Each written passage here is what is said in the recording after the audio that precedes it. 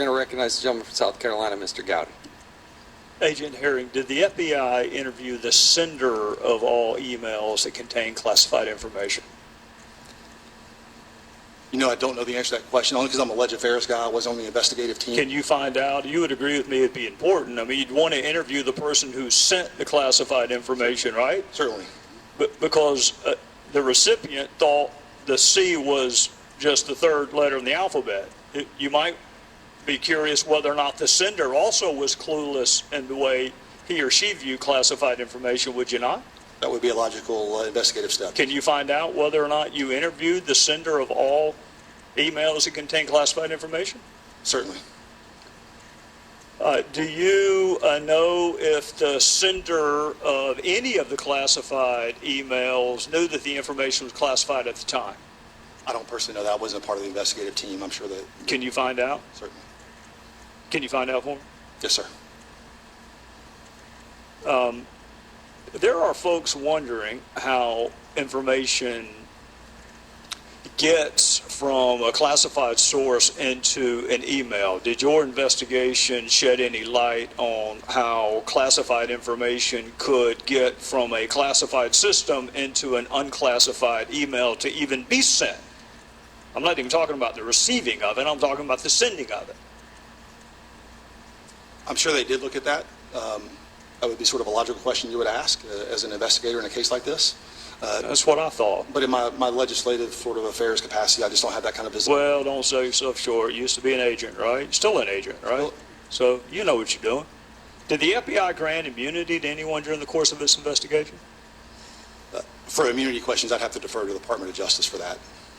It wouldn't be an agent who would grant that kind of thing. Did the Bureau recommend the granting of immunity? I do not know. Do you know whether the Department of Justice granted immunity to any witnesses? I know I saw some articles last week, but that's the extent of it. Well, surely you have better sources than the media for that, don't you? You can ask the guy sitting 2 people down from you.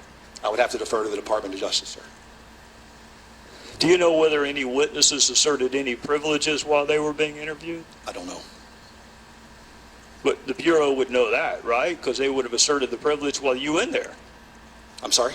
The Bureau would know that, right? Because that privilege would have been asserted perhaps while you were in there conducting the interview. What kind of privilege are you talking about, like attorney-client privilege? Or oh, there are a bunch of privileges. There's priest-penitent. I'm guessing that one didn't come up. There's doctor-patient. I'm guessing that one didn't come up. There's the Fifth Amendment privilege against incrimination. That one might have come up. Attorney-client privilege, again, there have been media reports that one came up. Sir, I just don't know the answer to those questions. Have you ever had the attorney-client privilege come up during any of your investigations? Certainly. Who does the privilege belong to? The client. So the client can waive it, right? Can. You understand why Congress might want to know whether or not the attorney-client privilege was waived and who the client was? I can certainly imagine. Yeah, me too. That's why we want to see the file, Agent. I mean, you say it's unprecedented. Mr. Cummings used to be a criminal defense attorney. He got to see all your 302s. Ken Buck used to be an assistant United States attorney. He got to see all your 302s. Probation officers get to see all your 302s. Why can't Congress?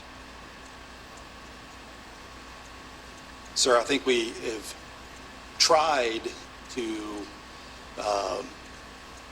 provide the information in a way that is understandable. I think the investigative summary tells kind of the story, and I do think that the 302s that we provided are the important ones. Well, let me ask you this. If those summaries were all anyone ever needed, why don't you just introduce those in trial? Why actually call the witness? Well, certainly we were actually trying to make your life a little bit easier in the light of the But see, I don't want my life being made easier. I don't want that. I want to know what was said in the 302s. Because the 302 is itself a summary of an interview, right? It's not a verbatim transcript. That's correct. So you have given me the summary of an interview. And I'm not asking for verbatim transcript because you don't have one. Sure. I'm just asking for the 302. So I don't have to read your summary. I may read the 302 differently from the way you read it.